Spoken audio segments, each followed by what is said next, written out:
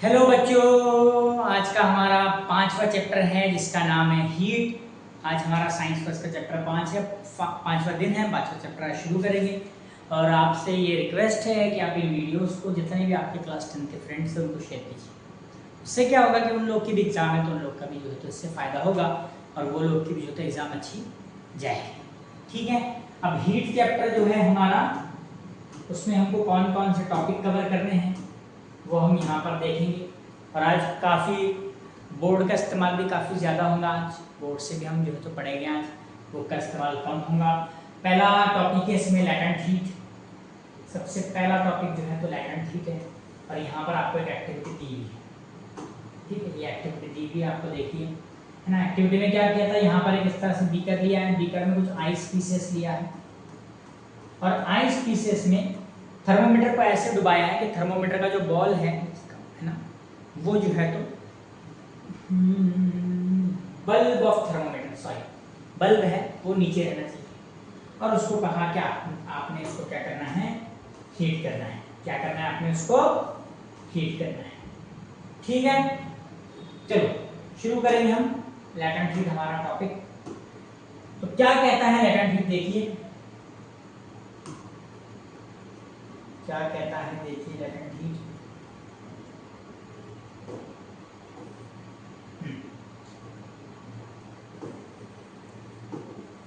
Latent heat, अब वो activity में क्या क्या हुआ था देखिए। उस एक्टिविटी में क्या किया गया था, एक जो है तो इस तरह से, एक इस तरह से जो है तो आपका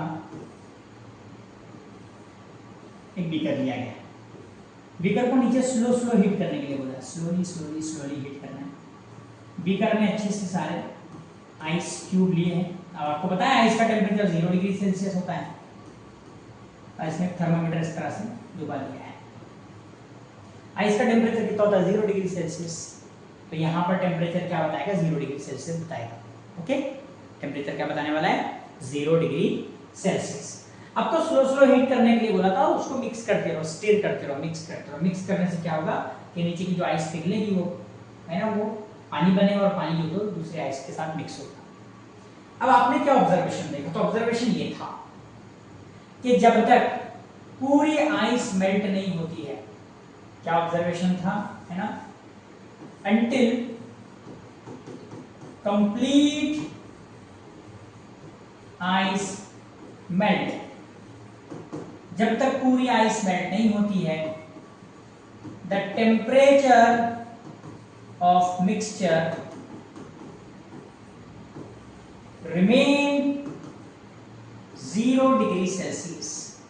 जब तक पूरी आइस मेल्ट नहीं हुई थी, उस मिक्सचर का टेम्परेचर 0 डिग्री सेल्सियस पर कांस्टेंट रहता है, टेम्परेचर बढ़ता नहीं है ना। आइस का टेम्परेचर 0 डिग्री था, आपने हीट देना शुरू किए, आइस मेल्ट होकर कुछ वाटर बनने लगा, लेकिन टेम्परेचर 0 ही था, 0 ही था। फिर उस वक्त उसके बाद क्या हुआ, कुछ टाइम के बाद, फिर कुछ टाइम के बाद क्या होता है, पूरी आइस मेल्ट होती है। कुछ टाइम के बाद क्या होता है, पूरी आइस आपकी मेल्ट होती है।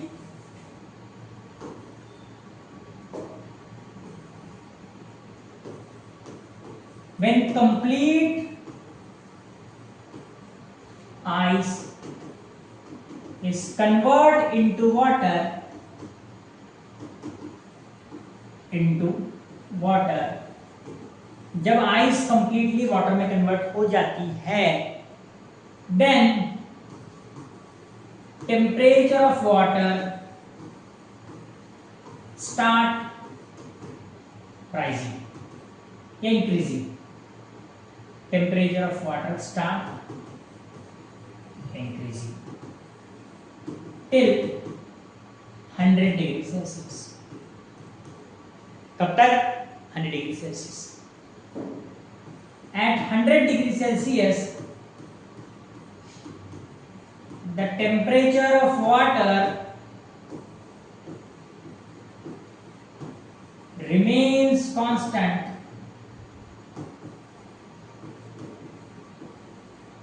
and water start to convert into vapours. ये पूरी प्रोसेस उस पूरी डायग्राम में की गई। ध्यान से सुनना, मैं बता रहा हूँ क्या करा। सबसे पहले पूरा आइस था, आइस को हीट दे रहे थे। जब भी किसी चीज़ को हम हीट देते हैं तो उसका टेम्परेचर बढ़ता है, लेकिन ये आइस का टेम्परेचर नहीं बढ़ रहा था, आइस कन्वर्ट हो रहा था हमारा वाटर में।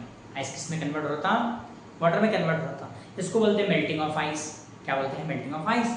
तो जहाँ पर जो हीट से एनर्जी मिल रही थी, यहाँ से जो हीट मिल रही थी, उसका यूज करके आइस सॉलिड से लिक्विड में कन्वर्ट हो रहा था, मतलब कि अपना फेज चेंज कर रहा था।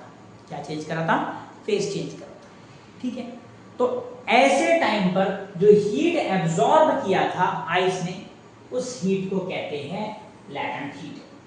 डेफिनेशन सुनिए, अगर आपके पास बुक वगैरह तो लिख लिया, मैं 2 बार पढ़ूंगा डेफिनेशन, स्टॉप करके लिख लेना। The amount of heat absorb, जितनी हीट एब्जॉर्ब की जाएगी बाय एनी सब्सटेंस, किसी सब्सटेंस के जरिए, ऑफ यूनिट मास, उसके यूनिट मास के जरिए, 1 किलोग्राम या 1 ग्राम को यूनिट मास कहते हैं, to raise of unit mass to completely change of phase, उसका पूरा फेज चेंज होगा। क्या? सॉलिड से liquid. The amount of heat absorb ना by any substance of unit mass during the phase transformation, at constant temperature is called latent heat. इसको latent heat कहते हैं। इसको क्या कहते हैं बच्चों? लैटेंट हीट कहते हैं। किसको कहते हैं लैटेंट हीट? देखो, कोई एक आइस है, ये एक आइस है, इस आइस का टेम्परेचर मान लो 0 डिग्री सेल्सियस है, इसको आप हीट दे रहे हो, ये हीट को एब्जॉर्ब कर रहा है और कंप्लीटली कन्वर्ट हो जा रहा है वाटर में, और वाटर का टेम्परेचर भी 0 डिग्री सेल्सियस है। तो the amount of heat absorb, जितनी हीट एब्जॉर्ब करेगा any substance during phase transformation at constant temperature, इसमें डेल्टा टी 0 होता है, टेम्परेचर चेंज नहीं होता है फेज ट्रांसफॉर्मेशन के टाइम, ऐसे हीट को लैटेंट हीट कहते हैं। तो आइस का वाटर में कन्वर्ट होते वक्त जो हीट आइस ने खाया था वो लैटेंट हीट थी, वो पूरी हीट का यूज हुआ है आइस के बॉन्ड को वीक करने के लिए, उसको वाटर में कन्वर्ट करने के लिए। टेम्परेचर नहीं बढ़ेगा। फिर जब पूरा पानी बन गया था, when complete ice is convert into water, अब फिर से हीट देना शुरू किया आपने, तो अब वाटर का टेम्परेचर बढ़ेगा और कहां तक बढ़ेगा? 100 डिग्री सेल्सियस तक। Okay, 100 degree Celsius. लेकिन जैसे ही टेम्परेचर 100 डिग्री सेल्सियस हो जाएगा, उस वक्त फिर से जो है तो टेम्परेचर फिक्स हो जाएगा। अब आप हीट देंगे, वो वाली हीट कहाँ इस्तेमाल होंगी? उस बॉइलिंग वाटर को वेपर्स में कन्वर्ट करने के लिए। उसको भी लैटेंट हीट ही कहते हैं। उसको भी क्या कहते हैं? लैटेंट हीट ही कहते हैं। दोनों लैटेंट हीट के नाम है, मैं भी बताने वाला हूँ। जब आइस पिघल रहा था और आइस से वाटर बन रहा था, उसको लैटेंट हीट ऑफ फ्यूजन कहते हैं, लैटेंट हीट ऑफ फ्यूजन। लेकिन जब पानी का टेम्परेचर बढ़ के 100 हो गया, उसके बाद भी आप हीट दे रहे हो, उस वक्त वाटर जब वेपराइज हो रहा है, उस वक्त जो हीट खाई गई, वाटर वेपराइज होते वक्त जो हीट खा रहा है पानी, 100 डिग्री का वाटर है, वेपराइज हो रहा है, वेपर्स बन रहे हैं, तो वेपर्स का भी टेम्परेचर 100 डिग्री होगा, 100 डिग्री होगा, बिल्कुल टेम्परेचर कांस्टेंट हो जाएगा। उस वक्त जो हीट खाई जाएगी उसको लैटेंट हीट ऑफ वेपराइजेशन कहा जाएगा। लैटेंट हीट ऑफ वेपराइजेशन याद रहेगा, याद रहना चाहिए। तो 100 डिग्री पानी पहुंच गया, एट 100 डिग्री सेल्सियस, 100 डिग्री पर द टेम्परेचर ऑफ वाटर, पानी का टेम्परेचर रिमेन्स कांस्टेंट, फिक्स हो जाएगा, and water start to convert into vapours, और इस वक्त खाई गई हीट को लैटेंट हीट ऑफ वेपराइजेशन कहते हैं। Latent heat of vaporisation. मैं एक काम करता हूँ, आपको उसकी वैल्यूज लिखा देता हूँ, मुझे याद है, आपको टॉपिक अच्छे से समझा था मैंने, आप वैल्यूज देख लीजिए। 2 वैल्यूज याद रखने आपको याद रखनी है, लैटेंट हीट ऑफ फ्यूजन की और लैटेंट हीट ऑफ वेपराइजेशन। और 2 वैल्यूज कैलोरी में भी है आपकी बुक में, जूल में भी, दोनों याद रखना, कैलोरी में भी, जूल में, दोनों याद रखना है। इसमें होती है 80 कैलोरी पर ग्राम, मतलब 1 ग्राम पानी के लिए। ये दोनों वाटर के हैं, वाटर के लिए लिखा रहा हूं मैं, आइस, ये आइस का है, ये वाटर का। 1 ग्राम आइस को पूरी तरह कंप्लीट पानी बनने के लिए कितनी हीट लगेगी? 80 कैलोरी। और जूल में कितनी है वो? 333 जूल पर ग्राम। 1 ग्राम आइस को कंप्लीट मेल्ट करने के लिए जो कैलोरी में हीट लगेगी वो होगी आपकी 80 कैलोरी, और जूल में 333। आपको मैं बता दूं कि 1 कैलोरी होता है 4.2 जूल। 1 कैलोरी कितना होता है? 4.2 जूल या 4.18। आपकी बुक में ऐसे लिखा है तो आप कंफ्यूज ना हो जाना, एक ही बात है। अब आते हैं लेटेंट हीट ऑफ वेपोराइजेशन। तो ये होता है 540 कैलोरी पर ग्राम। 1 ग्राम पानी है 100 डिग्री सेल्सियस पे। कितने डिग्री सेल्सियस पे? 100 डिग्री सेल्सियस। उस पे 1 ग्राम वेपर्स बनाना है तो 540 कैलोरी हीट लगेगी आपको, याद रहना 540 कैलोरी। और अगर जूल में समझाऊं आपको यही हीट तो है ना, तो 2260 जूल पर ग्राम। अब आपके बुक में किलो जूल किलोग्राम करे, उससे फर्क नहीं पड़ता, ऊपर भी के नीचे भी के लगाया, एक ही बात है। इसका फॉर्मूला देख लीजिए, Q इज इक्वल टू, जैसे आपको क्वेश्चन देता हूं मैं, छोटा सा नन्हा सा मुन्ना सा एक क्वेश्चन आ गया। Question, find amount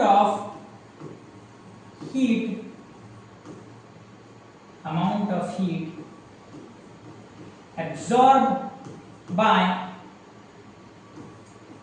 20 gram of ice at 0 degree Celsius to convert into 20 gram of water at 0 degree Celsius. 20 gram ice है 0 डिग्री पे, वो पूरा कन्वर्ट होना 20 ग्राम पानी में, 0 डिग्री पर ही पानी बनेगा तो हीट निकालिए। तो उसका फार्मूला है Q is equal to M multiply by L। M है मास और L है लेटेंट हीट ऑफ फ्यूजन।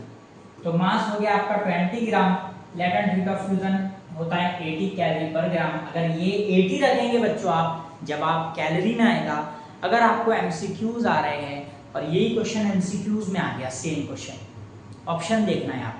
अगर ऑप्शन जूल वाले है तो आपने 333 वाली वैल्यू रखनी है, अगर आप ऑप्शन कैलोरी वाले है तो आपने ये वाली वैल्यू रखनी है। कंफ्यूज बिल्कुल नहीं होना है, ठीक है।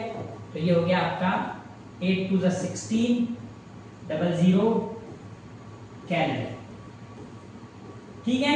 अगर यही वैल्यू आपको बोला है कि भाई हमको जूल में निकाल के दो, तो मास होगा 20 और ये होगा 333, ओके। ये देखो ये हो जाएगा आपका 6660 जूल। दोनों आंसर सही है, ये कैलोरी में है वो जूल में है। आप ऑप्शन देखकर लगा सकते हैं। अगर मान लो आपको न्यूमेरिकल नहीं आ रहा है तो कौन सी वैल्यू पुट करें, तो न्यूमेरिकल के लास्ट में बच्चों ब्रैकेट में हर कांस्टेंट की वैल्यू दी जाती है। न्यूमेरिकल के लास्ट में एक न्यूमेरिकल ये पूरी कंप्लीट भी तो हो सकता है, यहाँ पर ब्रैकेट होगा इस तरह से और वैल्यूज जाएंगी। क्या क्या latent heat of fusion of water is equal to 80 calorie per gram. अगर ऐसा दिया गया तो 80 रखना है, जूल वाली दी गई तो जूल वाली रखना है। आई होप आपको ये टॉपिक समझ में आ गया। इस टॉपिक में और कुछ भी नहीं, वेपराइजेशन का भी हो सकता है कि बोल दे कि 100 ग्राम पानी है, पूरा वेपराइज होकर वेपर्स बन रहा है तो निकालो, तो उसका देखो 100 ग्राम पानी है मान लो आपके पास, 100 ग्राम पानी बोला तो यहाँ कितना रखेंगे 100 ग्राम, पूरा वेपराइज हो रहा है, लगा दो यहाँ 540, कर दो इसको मल्टीप्लाई 5 4 1 2 3 कैलोरी, तब जूल में बोले तो ये रख देना। बढ़ते हैं नेक्स्ट टॉपिक की तरफ। अब मैं बुक लूंगा तो थोड़ी सी क्वालिटी हो सकता है 19-20 हो, वापस बोर्ड पे आएंगे। हमको टॉपिक चलना है। बच्चे बोले सर फास्ट हो रहा, इसलिए मैं स्लो ले रहा हूँ। इस पे सारे क्वेश्चन आपके बन जाएंगे। डेफिनेशन याद रखो लेटेंट हीट ऑफ फ्यूजन की, the amount of heat absorb by any substance during phase transformation from solid to liquid at constant temperature is called latent heat of fusion. Latent heat of vaporisation, the amount of heat absorbed by any substance during phase transformation from liquid to gas or gas to liquid, liquid से gas absorb करेगा और gas से liquid release करेगा at constant temperature is called latent heat of vaporization। बढ़ते हैं आगे अगले topic की तरफ। बढ़िया से आपको ये समझ में आ गया है। मैं जा रहा हूँ बुक में और देखता हूँ कि क्या है हमारा अगला टॉपिक। ठीक है, क्या है हमारा अगला टॉपिक, बता दो बुक हमको। बुक कह रही है ये टेबल है, ये टेबल हमने पढ़ लिया है। उसके बाद है रेजुलेशन। रेजुलेशन देखिए क्या है तो टॉपिक, ठीक इजी है। इसके बाद क्या है, एनामलस बिहेवियर ऑफ वाटर, ये भी इजी है, दोनों में बोर्ड कर लेता हूँ आपके। इसके बाद ये, चलो पढ़ते हैं वापस हमारे बोर्ड पर। कहाँ है भाई board?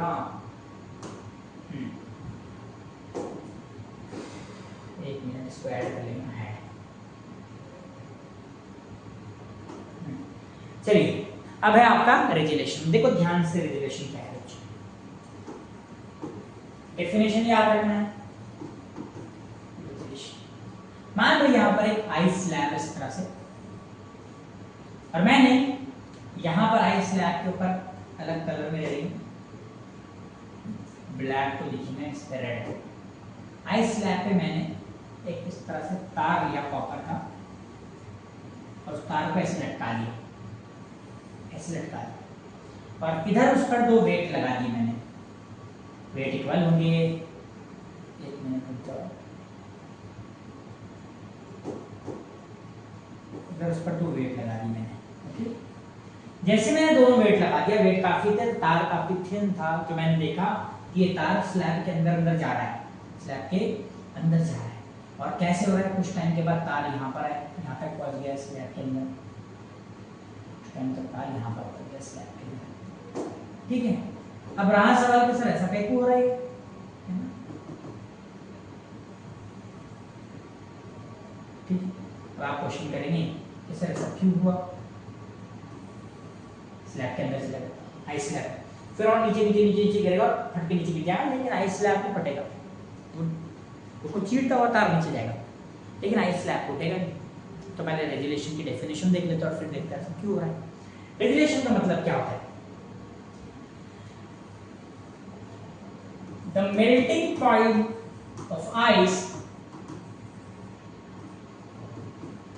point of ice becomes less than 0 degree Celsius by applying pressure, and once, मैं लास्ट में पूरा समझाने वाला हूं, pressure is removed,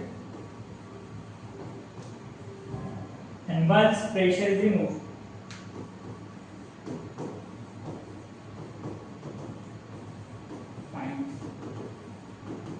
regain at 0 degree Celsius. तो आइस का मेल्टिंग पॉइंट 0 डिग्री सेल्सियस सबको मालूम है, आइस 0 डिग्री पे पिघलता है सबको मालूम है, लेकिन जैसे ही उस पर प्रेशर लगाते हो 0 के पहले पिघल जाता है। कहानी सुनना यहाँ की, कहानी सुनो, मेरी जुबानी सुनो, है ना, रेजुलेशन की कहानी सुनो कि बर्फ है, बर्फ के ऊपर तार है, अब तार का दोनों तरफ वेट लगा हुआ है, तो तार क्या करेंगे, बर्फ पे प्रेशर लगाएंगे। प्रेशर का फॉर्मूला आपको आएगा नेक्स्ट क्लास में, फोर्स अपॉन एरिया। फोर्स काफी ज्यादा है दोनों तरफ से लगे हुए, लेकिन तार का एरिया बहुत पतला है, इसलिए ज्यादा फोर्स लग रहा है ना। मैं आपको ऐसे पेन लूँ, पेन यकीला चुभाव नहीं चुभेगा, और वही सुई लूँ बारीक चुभाव तो चुभ जाएगी, क्योंकि सुई का कॉन्टेक्ट एरिया छोटा होता है। कॉन्टेक्ट एरिया छोटा होने से प्रेशर बढ़ जाता है, तार का कॉन्टेक्ट एरिया काफ़ी पतला है, प्रेशर लगने से जो तार के नीचे की बर्फ है उसका मेल्टिंग पॉइंट 0 डिग्री से कम हो जाएगा। 0 डिग्री से क्या हो जाएगा, कम हो, पिघल जाएगा।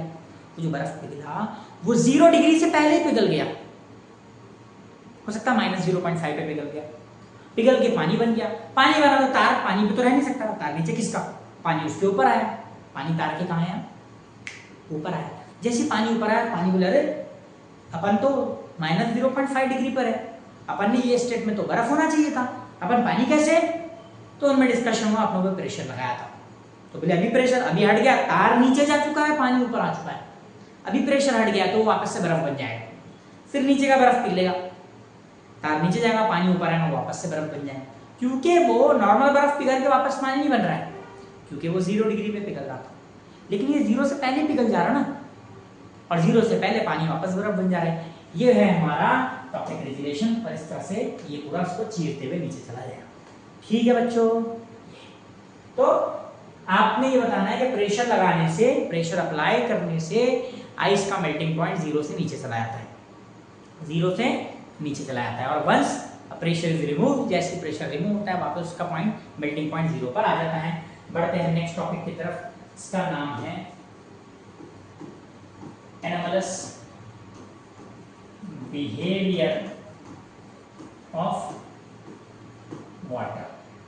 जो पहला टॉपिक मैंने पढ़ाया ना आपको लैटेंट फ्लूइड, उसमें ग्राफ था, बताना भूल गया शायद, point A, point B, point C, point D.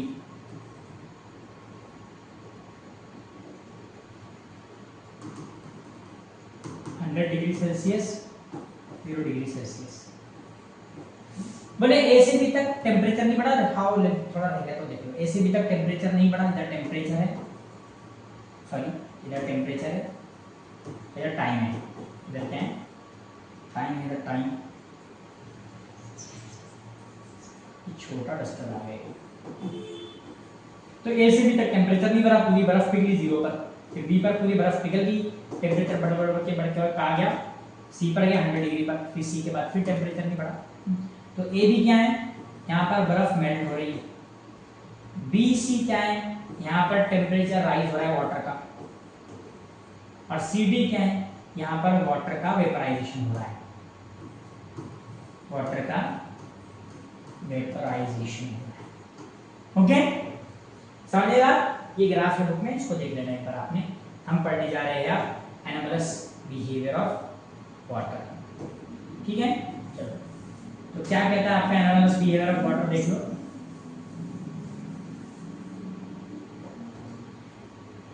देखो, दुनिया में जब भी किसी लिक्विड को का टेम्परेचर बढ़ाया जाता है तो एक्सपांड होता है, और टेम्परेचर कम किया जाता है तो वो कॉन्ट्रैक्ट होता है। टेम्परेचर बढ़ाने से एक्सपांड, टेम्परेचर कम करने से कॉन्ट्रैक्ट।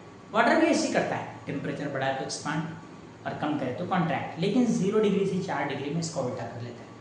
ज़्यादा मुश्किल टॉपिक नहीं है, बच्चों ने बहुत मुश्किल समझ लिया इसको, टीचरों ने बहुत मुश्किल बना दिया। सिंपली दुनिया में किसी चीज़ का भी टेम्परेचर बढ़ाएंगे वो एक्सपांड होगा, टेम्परेचर कम करेंगे कॉन्ट्रैक्ट होगा, इतनी लाइन याद रखो। और 0 से 4 के बीच में वाटर उल्टा करेगा, खत्म। 0 से 4 के बीच में वाटर उल्टा करेगा, टेम्परेचर बढ़ाने पर एक्सपांड की जगह कॉन्ट्रैक्ट, और टेम्परेचर कम करने पर कॉन्ट्रैक्ट की जगह एक्सपांड। ओके, तो all the liquid expand on increase in temperature and contracts in on decrease in temperature. तो दुनिया के सारे लिक्विड टेम्परेचर बढ़ाने पर एक्सपांड हो रहे, कम हो। Water between 0 degree Celsius to 4 degree Celsius behave exactly opposite nature, exactly opposite nature में चलता है वाटर। इंस्टीड, आप बुक में ऐसे लिखा है, instead of expanding it contracts, and instead of contracting it expand. वो समझ में आ गया? तो ये है एनामलस बिहेवियर ऑफ वाटर। अब एनामलस बिहेवियर ऑफ वाटर समझने के लिए होप्स का एपरेटस था, होप्स के एपरेटस से हमने एनामलस बिहेवियर ऑफ वाटर समझे थे। क्या था होप्स एपरेटस, मैं आपको बताता हूँ क्या है। देखो, होप्स एपरेटस में आपको बताता हूँ, ध्यान से सुनो, ठीक है? इस तरह से एक सिलेंडर था, इस सिलेंडर में पूरा पानी भरा हुआ है ऊपर से नीचे तक। इसमें यहाँ एक थर्मोमीटर लगाया है, ओके, और यहाँ एक थर्मोमीटर लगाया है, ओके। और इसके सेंटर में एक इस तरह से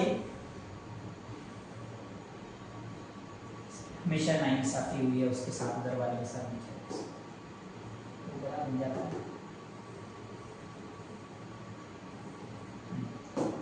और उसके सेंटर में एक किस तरह से हमने बोल लगाए थे, कटोरा बाहर से, और उसमें कटोरे में पूरा आइस फिल किया था। आइस और सॉल्ट का मिक्सचर है ताकि जल्दी पिघले नहीं आइस। 2 मिनट में समझ देंगे हम उसके ग्राफ के साथ क्या क्या हुआ था, 2 मिनट में सिर्फ। मान लो बच्चों ये पूरा पानी 60 डिग्री सेल्सियस का, मान लो पूरा पानी क्या है 7 डिग्री सेल्सियस का। यहाँ पर फटाक से ये पूरी एक्टिविटी कर ली। 7 डिग्री सेल्सियस का पानी पूरा। सबसे पहले पानी का ठंडा होगा ये बीच में का, क्योंकि उसके सराउंडेड में क्या है, आइस है। सबसे पहले पानी का ठंडा होगा ये वाला बीच में, ठीक है। और वो ठंडा होकर 7 डिग्री से होगा मान लो 6 डिग्री सेल्सियस। अब क्योंकि उसका टेम्परेचर डाउन हो रहा है तो वो कॉन्ट्रैक्ट होगा। एनामलस में नहीं आता है। एनामलस कहाँ से कहाँ आता है, बस 0 से 4 में एनामलस बिहेवियर आता है। तो जैसे ही 6 डिग्री सेल्सियस से उसका टेम्परेचर 7 से उसका टेम्परेचर कम होकर 6 होगा, यहाँ वाला पानी सबसे पहले ठंडा हो रहा है, 7 से 6 हो रहा है, 6 हो रहा है तो वो कॉन्ट्रैक्ट हो रहा है। कॉन्ट्रैक्ट हो रहा है तो मॉलिक्यूल करीब करीब आ रहा है। कॉन्ट्रैक्ट हो रहा है तो उसका वॉल्यूम कम हो रहा है। वॉल्यूम कम हो रहा है तो उसकी डेंसिटी बढ़ रही है। डेंसिटी बढ़ रही है, डेंसिटी इंक्रीज हो रही है। इंक्रीज हो रही है डेंसिटी, तो वो किधर जा रहा है, डाउनवर्ड, वो डाउनवर्ड जा रहा है। तो ये फटाक से पूरा पानी ठंडा होकर नीचे नीचे भागेगा। ये टेम्परेचर T1 है और ये टेम्परेचर T2। तो इसको इससे T1 की रीडिंग कम हुई, पहले ये वाला पानी ठंडा होता बताया देना नीचे का। फिर 6 पे पहुंच गया। जब 6 डिग्री सेल्सियस से पानी 5 डिग्री होगा, फिर कॉन्ट्रैक्ट होगा, कॉन्ट्रैक्ट होकर वॉल्यूम कम होगा, वॉल्यूम कम होकर डेंसिटी बढ़ेगी, डेंसिटी बढ़ेगी तो उसके बाद फिर से ये डाउनवर्ड आगे भागेगा। फिर 5 पे पहुंचना है नीचे पानी। फिर 5 डिग्री सेल्सियस के कम होकर पानी ये 4 डिग्री पहुंचेगा और यहाँ तक पूरा काम चलते रहेगा। सबसे पहले 4 डिग्री पर ये वाला टेम्परेचर पहुंचेगा, नीचे वाला, ओके, पहुंच गया।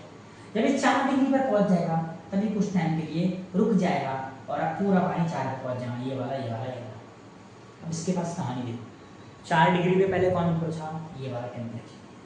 7 से 6 हुआ कॉन्ट्रैक्ट, कॉन्ट्रैक्ट हुआ तो डेंसिटी बढ़ी, डेंसिटी बढ़ी तो पानी नीचे गया। 6 से 5 हुआ फिर कॉन्ट्रैक्ट, 5 से 4 हुआ फिर कॉन्ट्रैक्ट। इसके बाद देखो क्या हुआ, अब पूरा पानी 4 डिग्री पर है। जैसे 4 डिग्री सेल्सियस से पानी कम होकर 3 डिग्री सेल्सियस होगा, अब पानी कॉन्ट्रैक्ट होने के बजाय एक्सपांड होगा। एक्सपांड होगा तो वॉल्यूम बढ़ेगा, वॉल्यूम बढ़ेगा तो डेंसिटी घटेगी, डेंसिटी घटेगी तो पानी अब किधर मूव करेगा, अपवर्ड मूव करेगा और ये पानी ऊपर जाएगा। जब ये पानी ऊपर जाएगा तो फटाफट अब कौन सा टेम्परेचर कम होगा, T2, और 0 पे पहले कौन पहुंचेगा, T2। तो 4 पे पहले कौन पहुंचा था भाई, T1। ऐसे बताया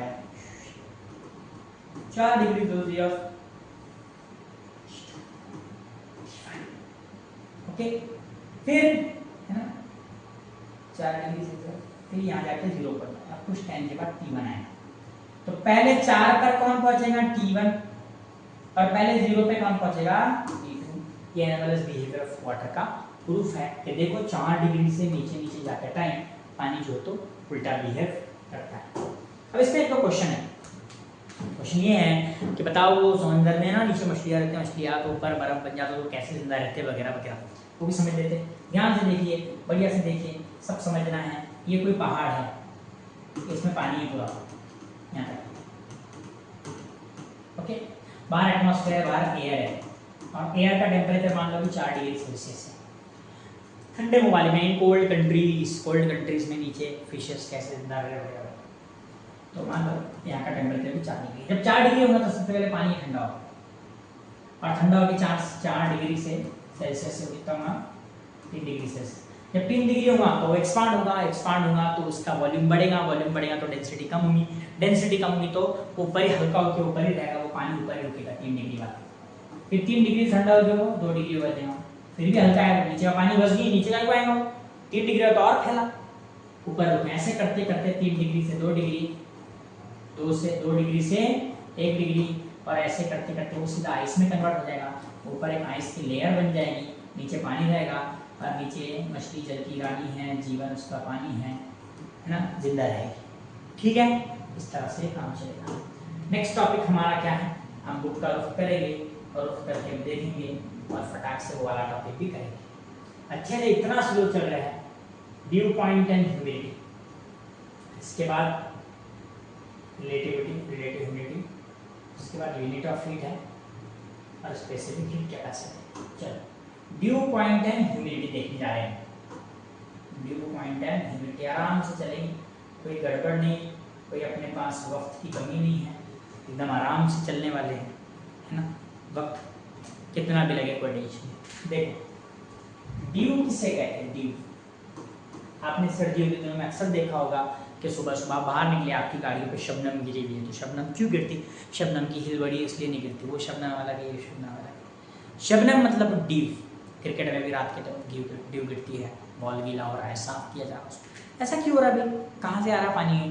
तो ये पानी एटमॉस्फेयर में था, ड्यू एटमॉस्फेयर में था। ड्यू पॉइंट का होता है हवा, 1 किलोग्राम हवा में हर वक्त में कुछ ना कुछ पानी रहता है। 1 किलोग्राम हवा हर वक्त में अपने अंदर कुछ ना कुछ पानी के मॉलिक्यूल्स को होल्ड करके रहती है। यहाँ पर मैं एग्जांपल दे रहा हूँ। अगर मान लो 40 डिग्री सेल्सियस टेम्परेचर है, बुक ने कहा 1 किलोग्राम एयर में 49 ग्राम पानी के मॉलिक्यूल्स रह सकते हैं।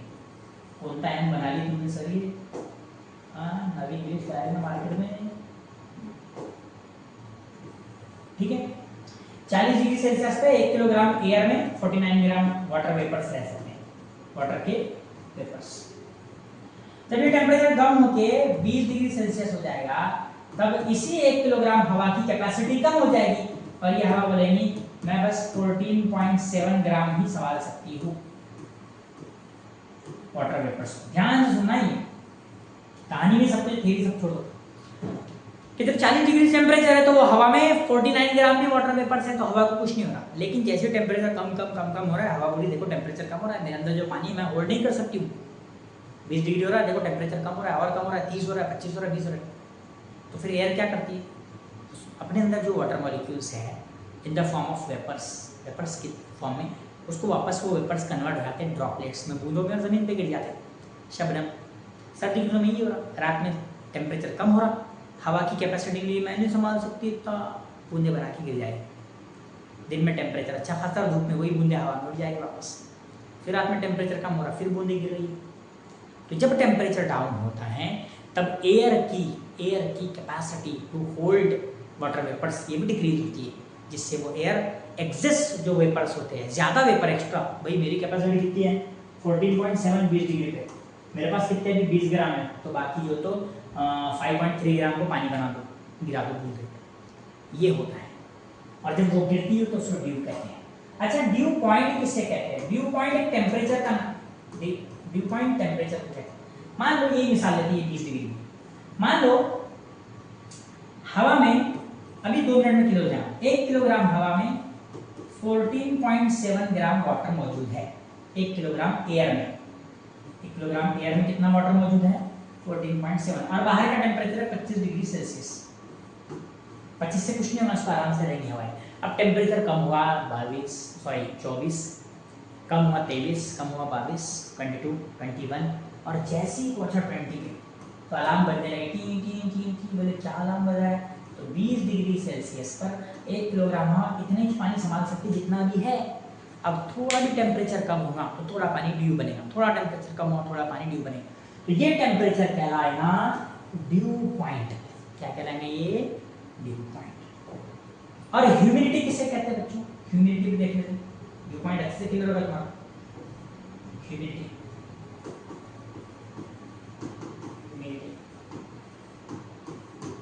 जितने वाटर वेपर्स मौजूद हैं हवा में, वाटर वेपर्स मौजूद होते हैं, तो जब अगर ज़्यादा वाटर वेपर्स रहेंगे हवा में मौजूद, हम उसको ह्यूमिड एयर कहेंगे, मॉइस्ट एयर कहेंगे, और कम रहे तो उसको ड्राई एयर कहेंगे, है ना। हमको ऐसा फील हो रहा है कि हमारे पास जो तो वाटर वेपर्स है।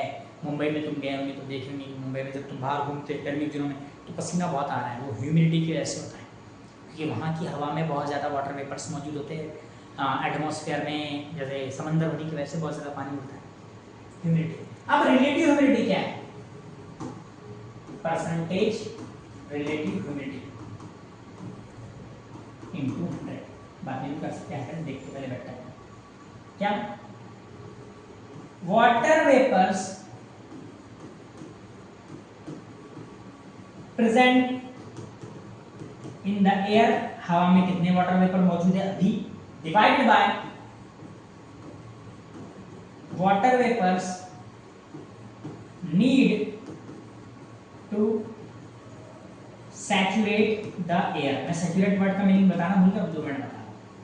जब 20 डिग्री सेल्सियस पर 14.7 ग्राम वाटर वेपर ही रह सकते हैं और ऐसी कंडीशन आ जाए कि टेम्परेचर 20 डिग्री है और वाटर वेपर 14.7 है, सेम कंडीशन, ड्यू पॉइंट, तो उसको बोलते हैं सैचुरेटेड एयर। क्या बोलते हैं? Saturated air. ठीक है, तो 20 डिग्री पे सैचुरेट करने के लिए कितने वाटर वेपर चाहिए? इतने। 40 डिग्री सेल्सियस पर सैचुरेटेड करने के लिए कितने वाटर वेपर चाहिए? इतने। तो क्या बोला है? Water vapours need to saturate the air at that temperature, at that temperature. Amount of vapor present in the air divided by water vapors present in the atmosphere, in the air to saturate the air at that temperature. ये दोनों चीजें आप put कर लीजिए और इसको multiply कर दीजिए 100 से। अगर इसका आंसर परसेंटेज रिलेटिव ह्यूमिडिटी का आंसर 60 डिग्री से बड़ा आता है तो आप बोलिए कि आपकी एयर क्या है? मॉइस्ट है। क्या है आपकी एयर? मॉइस्ट है। आपकी एयर मॉइस्चर है एयर। अगर परसेंटेज रिलेटिव ह्यूमिडिटी का आंसर, परसेंटेज रिलेटिव ह्यूमिडिटी का आंसर 60 डिग्री से छोटा आता है तो आप बताइए आपकी एयर क्या है? ड्राई है। याद रखिए, परसेंटेज रिलेटिव ह्यूमिडिटी 60 डिग्री से ज्यादा है मतलब कि एयर मॉइस्ट है और 60 से कम है मतलब कि एयर ड्राई है। अभी एक एग्जांपल लेके 2 मिनट में बताया तो ड्राई एयर मॉइस्ट एयर। आ जाओ, एक कंडीशन लेते हैं। बाहर का टेम्परेचर 40 डिग्री सेल्सियस, कितना? 40 डिग्री सेल्सियस। बाहर का टेम्परेचर कितना है? 40 डिग्री सेल्सियस। और आपके आसपास जो एयर है ना, तो 1 किलोग्राम एयर में 28 ग्राम वाटर वेपर है। कितने? 1 किलोग्राम में 28 ग्राम। सॉल्व करते इसको, देखते हैं आंसर क्या था। Percentage relative humidity is equal to, formula क्या है? Water vapours present in the air, कितने प्रेजेंट है? 28 gram, divide by water vapours needed to saturate the air at that temperature. कौन सा टेम्परेचर है? 40। यहाँ की कैपेसिटी कितनी है? 49 इंटू 100। 7 के टेबल में आते हैं 7 4 जा 7 7 जा, तो आंसर आया 400 डिवाइड बाय 7। क्या होगा 400 बाय 7? बच्चों बताएंगे 40, 7 पंजे 35, बच गए 5, उतारे वो वाला 0, 7 सती 49 को बच गया 1, लगाए दो 7 का 7, है ना? 59.1%। क्या आंसर है बच्चों?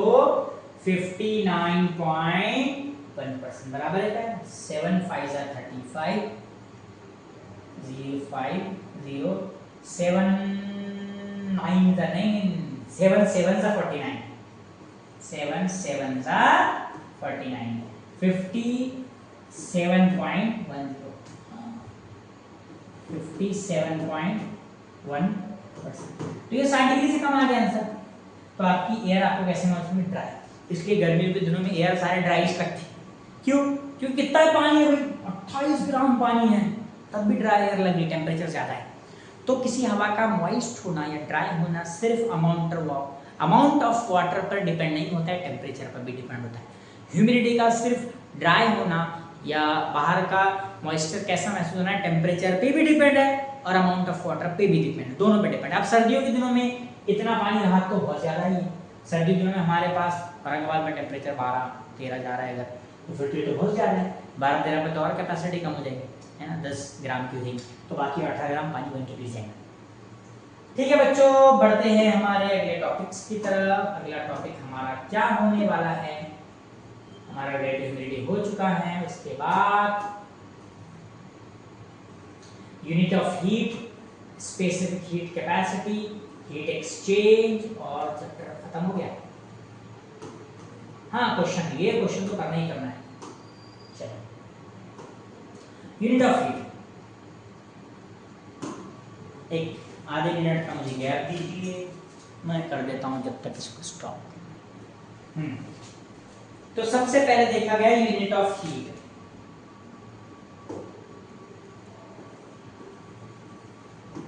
यूनिट ऑफ हीट, हीट के दो यूनिट है आपके पास, एक तो है कैलोरी और दूसरा है जूल। जेम्स प्रेस्कॉट जूल उसके नाम पर है जूल। बच्चों एक कैलोरी होता है 4.18 या 4.2 जूल। मैं कंफ्यूज नहीं करना चाहता हूं, आपको बुक में ये लिखा है 4.2 भी ले सकते हैं, 4.18 भी ले सकते हैं। अच्छा सर, एक कैलोरी हीट किसे कहते हैं? तो कहा गया है, साइंटिस्ट ने से कहा है ना, the amount of heat absorbed by 1 gram of water, the amount of heat absorbed by 1 gram of water to raise the temperature from 14.5 degrees Celsius to 15.5 to 15.5 degree Celsius. 14.5 से 15.5 मतलब कितना हो रहा है? जनरली 1 डिग्री हो रहा है। तो 1 डिग्री टेम्परेचर बढ़ाने के लिए जितनी हीट पानी खाएगा उसको 1 कैलोरी हीट बोलेंगे। कितनी हीट बोला गया उसको? 1 calorie heat. The amount of heat absorb, जितनी हीट वाटर एब्जॉर्ब करेगा, 1 ग्राम वाटर है, 1 gram water to raise the temperature, कितना? फ्रॉम इतने से इतना, मतलब कि जनरली कितना हो रहा है ये? 1 डिग्री सेल्सियस। 1 डिग्री सेल्सियस बढ़ाने के लिए जितनी हीट वो खाएगा उसको क्या बोलेंगे? Amount of heat. Oh sorry, 1 calorie heat. क्या बोलेंगे? 1 कैलोरी हीट। याद रखो उसको, 1 कैलोरी हीट है ये। 1 कैलोरी ऐसे दुनिया में। और बाकी बोला भी गया है कि भाई ये जो एक हमने दिए ना, ये लेना है आपने। आप अगर बोलेंगे कि 1 से 2 करने के लिए, 2 से 3 करने के लिए थोड़ा सा डिफरेंस आता है, बोलो इसमें ऐसा बुक में बताया है। ठीक है, अब अगला टॉपिक है हमारा स्पेसिफिक हीट कैपेसिटी। क्या टॉपिक हमारा? Specific heat capacity. Specific heat capacity, इसको स्मॉल सी से बताएंगे, है ना। आपके बुक में डायग्राम है, ऐसे डायग्राम है। ये बोले एक आइस स्लैब है। यहां पर लीजिए एक बर्तन, बर्तन में डालिए पानी, पानी को कीजिए बहुत गर्म, इसमें डालिए 3 स्क्वायर, 1 2। इन तीनों स्क्वायर का मास सेम होना चाहिए, भले ही इनके साइज कम ज्यादा हो, मास सेम होना चाहिए। एक स्क्वायर आपका, एक स्क्वायर है आपका आयरन का, दूसरा है लीड का, और तीसरा है कॉपर का। और पानी बॉईल होने पर इनको उसमें पड़े रहने दीजिए। पानी गर्म हो रहा है, गर्म बॉईल पर पहुंच गया 100 डिग्री पर पानी। अगर 100 डिग्री पर पानी है और कुछ देर तक ये स्क्वायर अंदर ही पड़े हैं, तो इन तीनों स्क्वायर का टेम्परेचर भी 100 डिग्री सेल्सियस हो जाएगा। हो गया। अब तीनों स्क्वायर को उठा के यहाँ कर लीजिए, 1 2 3। What kind of sphere, sir? This is looks like a lemon. Okay. तीनों स्क्वायर को हम यहाँ पर देते हैं। अरे यार, 1 2 and 3 बड़े छोटे अगर दिख जाए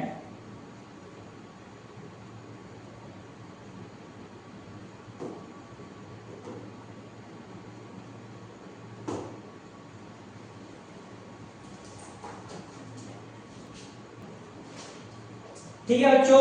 3 स्फीयर है, तीनों को गर्म किया 100 डिग्री सेल्सियस तक, तीनों का टेम्परेचर पहुंच गया है 100 डिग्री सेल्सियस। तीनों को यहाँ पर हमने एक स्लैब पर रखे, और ये स्लैब जो है तो मोम का बना हुआ है। ये स्लैब किसका बना हुआ है? मोम का। ठीक है, अब हमने इसको तीनों को इनके ऊपर रख दिया। जब रखने तो हमने देखा भाई तीनों ने जो तो अपनी हीट, क्योंकि गर्म थे तो वो है ना पिघलना शुरू होगा, पिघलेगा तो सबसे नीचे जो गया था वो स्क्वायर कौन सा गया था, बोलो, आयरन वाला। उसके बाद 2 नंबर पे कौन गया था, लीड वाला, और सबसे कम कौन गया था, कॉपर वाला। उसको समझते हैं सके, जो वैक्स है तो वैक्स पिघल रहा है, लेकिन सबसे ज़्यादा ये वैक्स तो पिघल रहा, सबसे कम वो उससे ज़्यादा ही ऐसा। तीनों को तो हमने इसमें रखे थे, हाँ बच्चों बिल्कुल सही, हमने तीनों को इसमें डाले थे, तीनों का टेम्परेचर भी 100 था, लेकिन तीनों ने अपने टेम्परेचर को 100 डिग्री तक ले जाने के लिए सेम हीट नहीं खाई है, सेम हीट एब्जॉर्ब नहीं की। जिसकी स्पेसिफिक हीट कैपेसिटी ज़्यादा है उसने ज़्यादा हीट खाई है 100 डिग्री पहुँचने के लिए, जिसकी स्पेसिफिक हीट कैपेसिटी कम है उसने कम हीट खाई है 100 डिग्री पहुँचने के लिए। बस समझ आ रही है। आयरन एक ऐसा सब्सटेंस है इन तीनों में जो हीट खाता है एब्जॉर्ब करता है, जल्दी अपना टेम्परेचर नहीं बढ़ाता है, बहुत ज़्यादा हीट चाहिए इसको टेम्परेचर बढ़ाने के लिए। तो तीनों का टेम्परेचर 100 डिग्री ज़रूर था, बट तीनों के अंदर सेम अमाउंट ऑफ हीट नहीं थी, ज़्यादा हीट आयरन के अंदर थी, उसने ज़्यादा हीट को एब्जॉर्ब किया था। 2 नंबर पर लीड, 3 नंबर पर कॉपर। अब जब ये अपना टेम्परेचर बढ़ाने के लिए ज़्यादा अमाउंट ऑफ हीट एब्जॉर्ब कर रहे हैं तो अपना टेम्परेचर डिक्रीज करने के लिए ज़्यादा अमाउंट ऑफ हीट रिलीज करेगा आयरन। कॉपर ने अपना टेम्परेचर बढ़ाने के लिए कम अमाउंट ऑफ हीट एब्जॉर्ब किया है, तो जब कॉपर अपना टेम्परेचर डाउन करेगा, कम करेगा, 100 से 98 करेगा, 90 करेगा, तो वो कम अमाउंट ऑफ हीट रिलीज करेगा। तो जो ज़्यादा अमाउंट ऑफ हीट रिलीज करेगा वो ज़्यादा वैक्स को पिघालेगा, ज़्यादा डीप में जाएगा, जो कम अमाउंट ऑफ हीट रिलीज करेगा वो कम डीप में जाएगा। ठीक है, बात समझ आ गई। तो ये स्पेसिफिक हीट कैपेसिटी हमारा, जिसमें बोर्ड का कुछ प्रॉब्लम हो गया था इसलिए मैंने इसको रिवाइज किया, दोबारा बनाया, तो थोड़ा सा तुमको लगे कहीं से शुरू हुआ है, अपने उससे क्या आपका बस फायदा हो, ये इंपॉर्टेंट है। ठीक है, ये होगी स्पेसिफिक हीट कैपेसिटी। क्या होता है फॉर्मूला स्पेसिफिक हीट कैपेसिटी का? देखिए, स्पेसिफिक हीट कैपेसिटी को स्मॉल सी से बताते हैं। इसकी डेफिनेशन ये कहती है the amount of heat absorbed by unit mass of any substance to increase its temperature by unit degree Celsius. The amount of heat absorbed by unit mass of any substance to increase its temperature by unit degree Celsius. तो C small c होता है हमारा Q divided by m delta T। क्या होता है small c हमारा? Small c होता है हमारा Q, amount of heat absorb bye per unit mass change in temperature पर डिग्री सेल्सियस या यूनिट डिग्री सेल्सियस। ये है स्मॉल c आपका, ये है उसका फार्मूला। यहाँ से Q का फार्मूला हो जाएगा mc डेल्टा T। Q क्या है? Q है हीट एब्जॉर्ब। m क्या है? सब्सटेंस का मास। c क्या है? सब्सटेंस की स्पेसिफिक हीट कैपेसिटी। और delta T rise in temperature या रेज इन टेम्परेचर। अब बोलेंगे सर रेज क्यों, फॉल क्यों नहीं? क्योंकि मैंने यहाँ हीट एब्जॉर्ब बोला। अगर ये Q जो है अगले फॉर्मूले में मैं ऐसे रख दूं बच्चों, हीट रिलीज बोल दूं अगर मैं इसको बच्चों, हीट रिलीज, तो आपका डेल्टा T जो होगा बच्चों वो होगा फॉल इन टेम्परेचर। टेम्परेचर में कितनी गिरावट होगी? अगर हीट रिलीज होगी टेम्परेचर कम होगा, हीट एब्जॉर्ब होगी टेम्परेचर रेज होगा, बढ़ेगा बच्चों। M और C तो वही है स्पेसिफिक हीट कैपेसिटी। आपको 3 चीज़ों की स्पेसिफिक हीट कैपेसिटी याद रखना है। स्पेसिफिक हीट कैपेसिटी वाटर की 1 calorie per gram degree Celsius या 4.22 जूल पर gram degree Celsius. Specific heat capacity of ice याद रखिए 0.5 calorie per gram degree Celsius, यहाँ पर हो जाएगा वो 2.1 जूल पर ग्राम डिग्री सेल्सियस। और तीसरी आपको याद रखना है कॉपर की। इन तीनों के अलावा क्वेश्चन नहीं है बुक में, बोर्ड से भी क्वेश्चन आएगा, तो कॉपर, वाटर, आइस, इन तीनों के तरफ ही क्वेश्चन घूमेगा। तो ये हो जाएगा आपका 0.1 calorie per gram degree Celsius, यानी कि 0.42 जूल पर ग्राम डिग्री सेल्सियस। एक बार मैं रिवाइज करा दूं उसको, तीनों देखो सिंपल है, 1 कैलोरी वाटर को लगती है उससे हाफ लगता है, इसको 10 टाइम कम लगता है कॉपर को, तो जूल अगर 4.2 तो उसको भी हाफ कर दो, 10 से डिवाइड कर दो। हाँ, 1 ग्राम पानी का टेम्परेचर 1 डिग्री बढ़ाने के लिए कितनी हीट खाना पानी? 1 कैलोरी। 1 ग्राम आइस का टेम्परेचर 1 डिग्री बढ़ाने के लिए आइस कितनी हीट खाएगा? 0.5। और 1 ग्राम कॉपर का टेम्परेचर है ना 1 डिग्री बढ़ने के लिए कॉपर कितनी हीट खाने वाला है? 0.1। और आपको इसके क्वेश्चन न्यूमेरिकल में आएंगे, बोर्ड में आने वाले, मैं क्वेश्चन करा के देने वाला हूँ यहाँ पे तुमको, मैं क्वेश्चन कराने वाला हूँ मिक्सिंग का, वो आपको समझ में आना चाहिए। ठीक है, ये हो गया आपका स्पेसिफिक हीट कैपेसिटी। अच्छे से याद रखो, इनके वैल्यूज याद रखो। फॉर्मूला ये रहेगा Q = mc डेल्टा T। मैं बढ़ रहा हूँ आगे 1 2 3। अगर आपको डाउट आते हैं तो आप इस YouTube चैनल पर इस वीडियो के नीचे कमेंट कर सकते हैं, वो डाउट इंशाल्लाह मैं आपको अगले लेक्चर में बता दूंगा। अगर आपकी कमेंट है या फिर कमेंट में बता दूंगा। ठीक है, चलो अब है हीट एक्सचेंज, जिसको कैलोरीमेट्री भी कहते हैं। हीट एक्सचेंज का लॉ कहता है heat loss by hot body is equal to heat gain by cold body.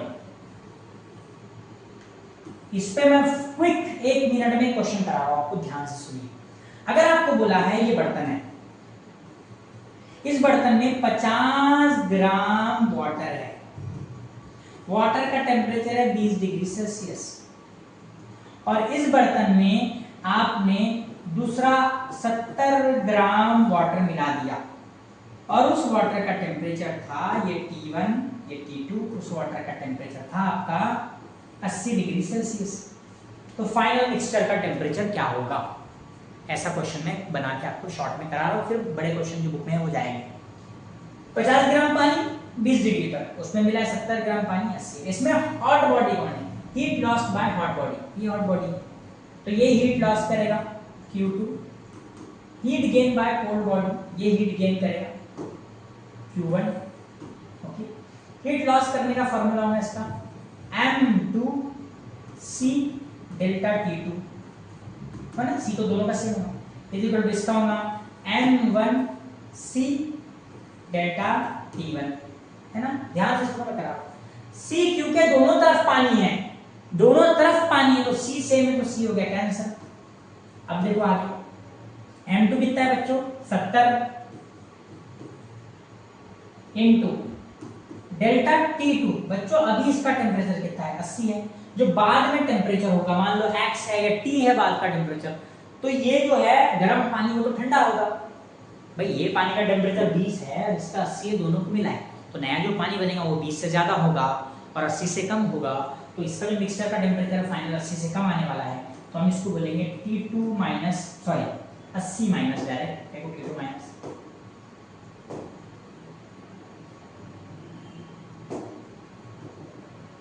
चलो 80 माइनस T, ये T मतलब जो हमको फाइंड करना है, ये हो गई ये दोनों की वैल्यू, इज इक्वल टू इधर क्या बच्चों M1 कितना मास है देखो 50 ग्राम 50 इन ब्रैकेट। अब यहाँ पर डेल्टा ये T1 है, तो यहाँ पर 20 है, और फाइनल टेम्परेचर जो होगा वो 20 से बड़ा होगा, तो हम यहाँ रखेंगे T-20, ये सही से रखना है 80 माइनस T, वहाँ पर T-20। तुम बोले उन्होंने सॉरी फाइनल माइनस इनिशियली रखेंगे हम, जो भी है उसमें कंफ्यूज हो जाएंगे, इसलिए मैं तरीका बता रहा हूँ, आप दिमाग दौड़ाओ।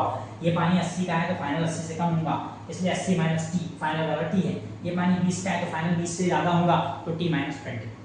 ठीक, 7-54 माइनस 70T 50T 5 दूनी 10 1000 हो गया बराबर।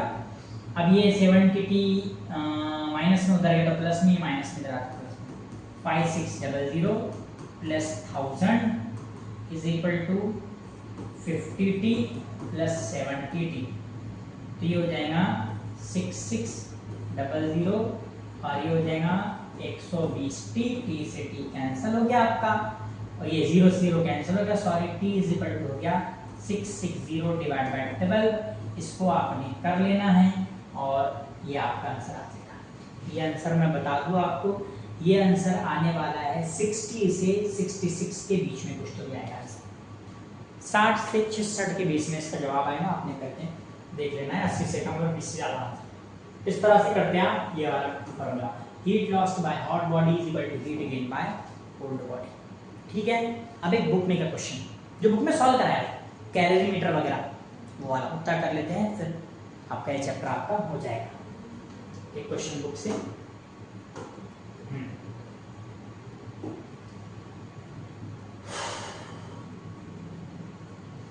हाँ यहीं पे करा देता हूँ। थोड़ा सा क्वालिटी का, जैसे मैं ये वाला आता हूँ वाइट में थोड़ा क्वालिटी का अपना फर्क आया था ना, इसलिए मैं वहाँ लेकर जाऊँगा इसको। फटाफट फटाफट वैल्यूज देख लीजिए। एक कॉपर का स्फीयर है जिसका मास, कॉपर स्फीयर है जिसका मास 100 ग्राम है, उसको हीट किया 100 डिग्री सेल्सियस तक, उसको रिलीज करे वाटर में, वाटर का मास 195 ग्राम है और वाटर का टेम्परेचर 20 ग्राम, ठीक है, और कैलोरीमीटर का मास 50 ग्राम है। तो 100 ग्राम 195 ग्राम 50 ग्राम 20 डिग्री 100 डिग्री, चलो हो गया सब मेरे पास आ गया है, फटाफट से जाते हैं। तो उसने पूछा फाइनल टेम्परेचर क्या हुआ। चलो क्वेश्चन देखिए, ये कैलोरीमीटर है। आप तो बोले sir what is mean by calorimeter? Calorimeter बर्तन होता है एक तांबे का, कॉपर का बना हुआ, जिसमें इनबिल्ट थर्मोमीटर होता है, उसके अंदर बर्तन के अंदर ही थर्मोमीटर लगा होता है, और वो कॉपर का ही बनाते हैं क्योंकि कॉपर की स्पेसिफिक हीट कैपेसिटी कम है इसलिए, और उसका यूज होता है कैलोरीमीटर का अलग अलग सब्सटेंस की स्पेसिफिक हीट निकालने के लिए। Calorimeter is a device used to measure specific heat capacity of different substances. दोबारा बोलो, calorimeter is a device used to measure specific heat capacity of different substances। आ जाओ कैलोरीमीटर, कैलोरीमीटर का मास ले लो, मास of calorimeter, मैं जब पूरा डेटा लिखता देता हूँ साइड में, मास of calorimeter 50 gram,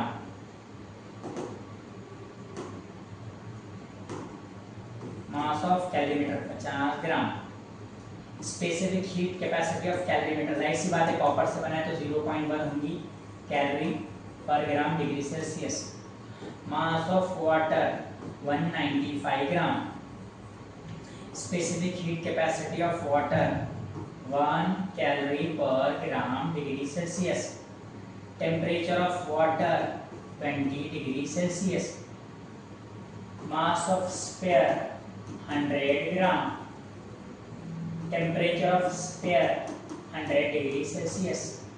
specific heat capacity of sphere 0.1, क्योंकि वो कैसे बने हुआ है, कॉपर से बने हुआ है स्फीयर, कॉपर से, इसलिए 0.1 स्पेसिफिक। अच्छा एक बात याद रखो, यहाँ टेम्परेचर ऑफ कैलोरीमीटर नहीं है, तीन चीजें वाटर की, वाटर का मास, वाटर की स्पेसिफिक हीट कैपेसिटी और वाटर का टेम्परेचर। यहाँ पर भी तीन है, स्फीयर का मास, स्फीयर का टेम्परेचर, स्फीयर की ये, लेकिन कैलोरीमीटर का सिर्फ मास दिया है और स्पेसिफिक हीट कैपेसिटी। बच्चों आपने कभी गिलास में पानी पिया है? ठंडा पानी गिलास में डालने पर गिलास भी ठंडा हो जाता है, गर्म पानी डाल दो गिलास भी गर्म।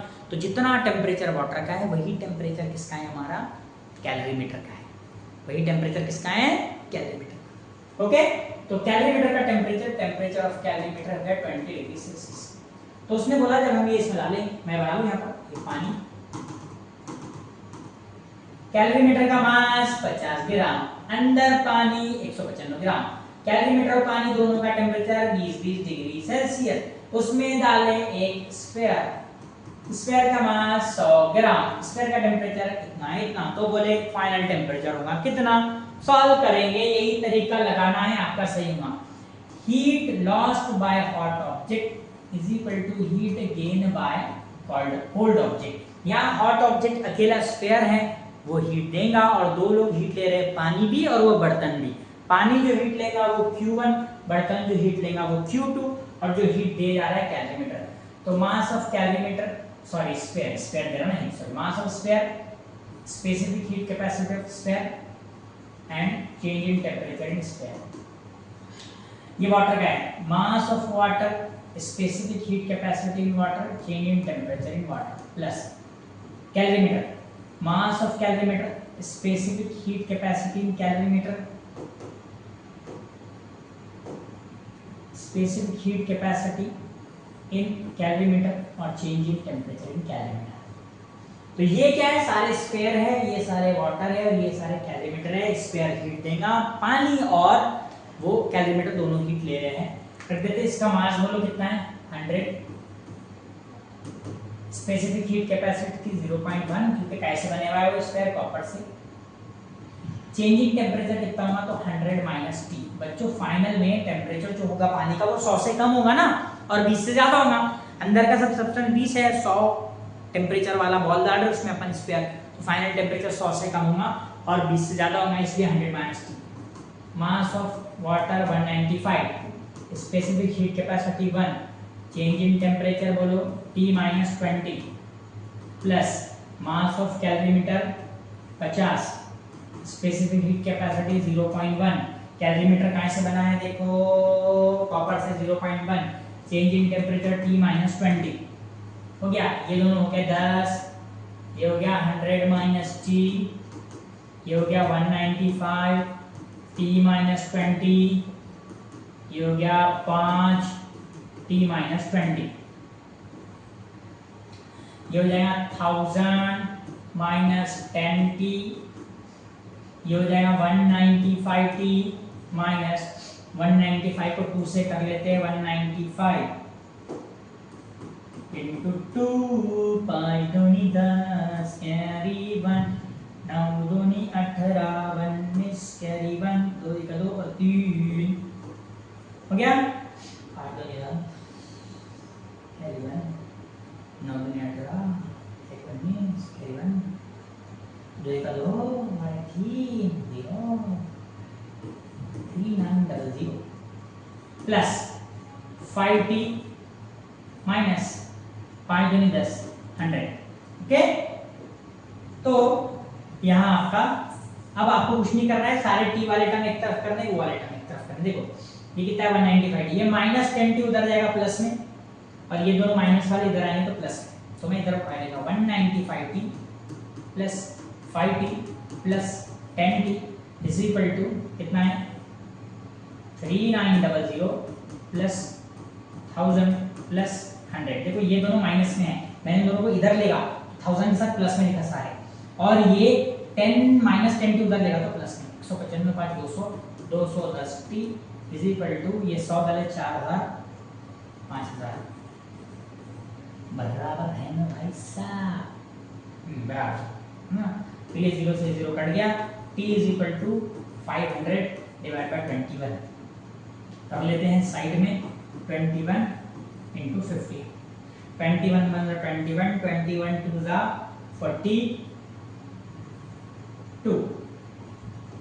इतने बचे 8 सारे 0 21 3 जा 63 इतने बचे 17 लगाए 0 लगाए पॉइंट 21 5 जा होगा 110 21 6 जा होगा 131 नहीं भाई 110 नहीं होगा 21 फायदा 105 होगा 105 फिर उसमें 21 मिला है तो जो भी होगा 8 या 7 जो भी आएगा ये टेम्परेचर आपका आ गया। इतना टाइम नहीं देते 23.8 डिग्री सेल्सियस बुक में है वो दिया, हम 2 मिनट में जाके देख लेते हैं फटाक से बुक में क्या है वो, क्यों है वो, क्या खबर, हाँ मगर जो भी है बड़ा लेंदी लगता है। देखो बराबर है ना, क्या बढ़िया से हो गया। तो बच्चों तरीका याद रखना है, तरीका याद रखेंगे क्वेश्चन सॉल्व होंगे कॉन्फिडेंस आएगा।